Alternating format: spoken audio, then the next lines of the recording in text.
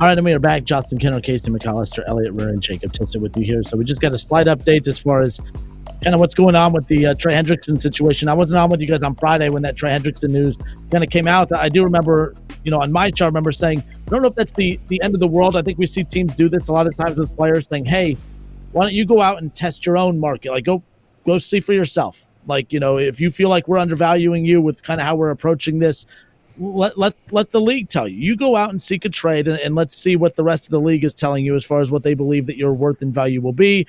And then sometimes that can work against you, and sometimes that can work in your favor. Sometimes the player needs to see and hear it and experience it for themselves, and then it kind of resets the negotiation and kind of makes it easier going forward. We just needed to see what those next steps were. Jake, you just mentioned that update from Albert Breer as that goes. But, last week, or at least at the beginning of last week, everyone felt pretty confident that a deal for T and a deal for Trey and keeping Jamar, keeping those three, along with Gesicki, who that deal technically is done now. But everyone felt pretty confident that those three are all going to stay in Cincinnati. Now things have drastically changed. We talk about waiting and how that can impact you and how that can hurt you. I mean, waiting just 7 days. I mean, the difference, the drastic change in the market today on a Monday compared to where we were last Monday is so significantly different that it's hard to feel bad for the Bengals in this particular situation, but that's besides the point. How are we feeling about where the Bengals are at right now? It feels like a completely new negotiation with Tee Higgins. It feels like a whole new negotiation with Trey Hendrickson. And I don't look at it as a negotiation with Jamar Chase to keep him in Cincinnati, but it definitely makes it a lot more difficult as far as maybe stretching it out even further.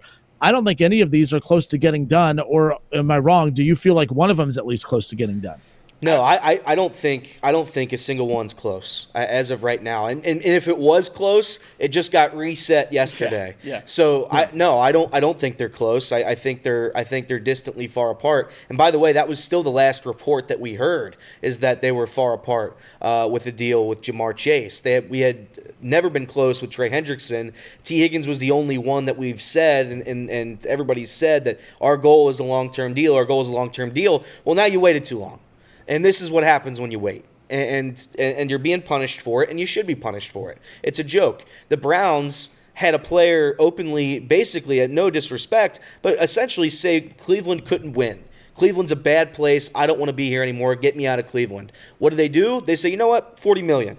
Why don't you come back now? They fixed a problem that was essentially already over. Nobody thought that Garrett was going to re-sign with the Browns. They thought he would probably play this year, but something would happen afterwards. But they didn't think they'd probably extend him with a $40 million a year deal. That's probably not what happened. So now the Bengals are sitting there and they're looking at these three players. You're going to have to pay $33 million to Tee Higgins, $33 million at least to Trey Hendrickson, and Jamar Chase, you're going to have to go at least 41, 42 million. I'm hoping for 40,001. Yeah, that's probably what you're looking at, and this is what happens when you wait. You could have had the Jamar Chase deal done last offseason. You didn't do it. He begged you to do it. In fact, you begged him to do it. Yeah. The lack of communication or the miscommunication between the Bengals and these players is mind-boggling. Get the deal done. Again, there's no way of knowing what they're asking for. If the Bengals are lowballing them, if the Bengals, I'll say this too. If the Bengals are offering him solid deals, like let's say they offered T and Trey $30 million apiece a week and a half ago, right? And they turned that down.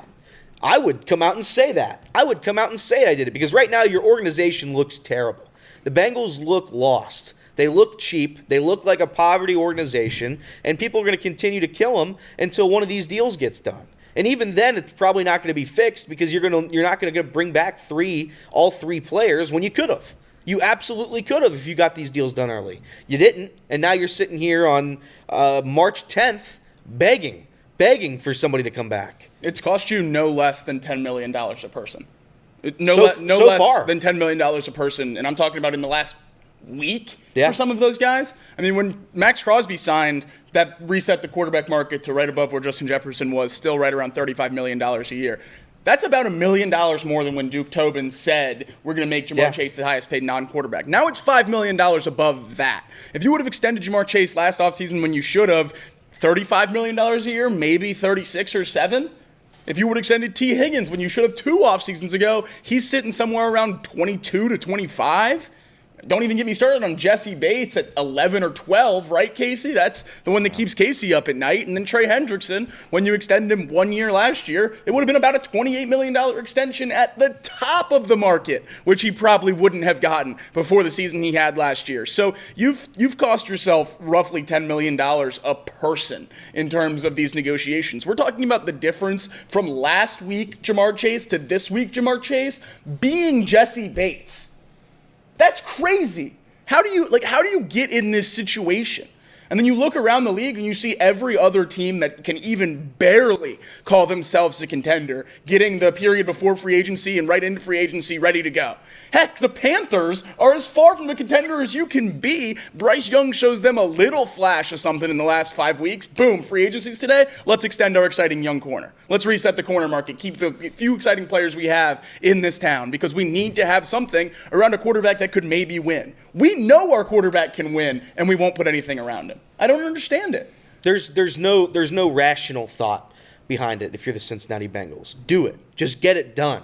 Because the longer you sit here and play with these contracts, the worse it's going to get. Just get it done. This isn't a difficult thing that we have to do here. You have to pay Ja'Marr Chase. If you want to let go of Tee Higgins, fine. You let go of Tee Higgins. You can't let go of Tee Higgins and Trey. Right. You got to pick one of them. And to be quite honest, you should have picked them both. But because of your incompetence, now we sit here, we're behind the 8 ball, every other team's getting deals done, and we just sit here and do nothing. It's a joke. The Bengals should be ashamed. And I keep seeing in here that the Haslams threw money at Garrett to make a problem go away. The Bengals should be throwing every dollar they have to make this problem go away because this is nonsense. It's utter nonsense. I've heard the argument that championship level teams, they don't pay 2 wide receivers, right? They don't get the 2 elite wide receivers, pay them each $40 million. You don't do that. You got to keep Trey Hendrickson. And I've heard vice versa. I've heard every argument under the sun. The bottom line is, if you don't have any of them, you don't win anything. So sign them now. I don't get it. I truly, honest to God, I don't get it. You have the funds, you have the ability to do so, and you're not doing it. You have all a cap in the world, and you refuse to do it. And now, as you sit here and wait, tick, tick, tick, tick, tick, the clock is ever going, and the Bengals still have nothing to show for it. I think a deal is going to get done. I'm not going to sit here and say that they're not going to sign somebody. I just think it's a colossal joke that it hasn't happened. Even if they bring back T, even if they bring back Ja'Marr, all of this bad PR is more than deserved because you never do anything proactively. It's always behind the 8 ball. And I've said since Trey Hendrickson requested a trade and the market swelled to where it did, I wouldn't pay him what the market's at right now. I don't think at 30 years old, I think most of the metrics show that Andrew Whitworth is a massive outlier, that a guy that gets better and keeps playing at an all-pro level past 30 years old, that is a massive outlier. And obviously, we're scarred by that in Cincinnati, and I think it's multiplied because we saw him play left tackle at an extremely high level in a Super Bowl. And, that obviously hurts, and people don't want to be scarred by the same thing with Trey Hendrickson this year, but I think it doesn't necessarily make sense for the Bengals to pay him $30+ million. But that doesn't make me any less mad that they didn't pay him $25 million when they could have extended him for that. I think most of the frustration that comes from the Bengals front office is that we are in a situation now where everyone knows we can't extend all 3 of these guys. At these current prices, at current market value, you can't extend all 3 of these guys. A year ago today, it would have been very easy. Yeah. I think that's where a lot of the frustration comes from. And by the way, real quick, Justin, Joe Burrow went on the media tour, and if I'm going to be honest, I thought it was a little bit much because I didn't think that the Bengals needed to be told by their quarterback to go pay everybody. It turns out Joe Burrow should have done it earlier. He should have gone on every podcast in the world, every show. He should have gone on Good Morning America, every show on the known universe that says, I want to bring my guys back, let's bring them back. Because the Bengals aren't listening. I wonder what there would be if he didn't do that. I wonder how far behind they'd be if he didn't go on all those shows during the Super Bowl week and hear Joe Burrow say that we need these guys back. Because it seems like they're so far behind everything right now that they're not going to be ready for the start of the season. It affected the season last year. Nobody's going to be able to convince me otherwise. That Patriots game was because of whatever was going on with contracts was a factor.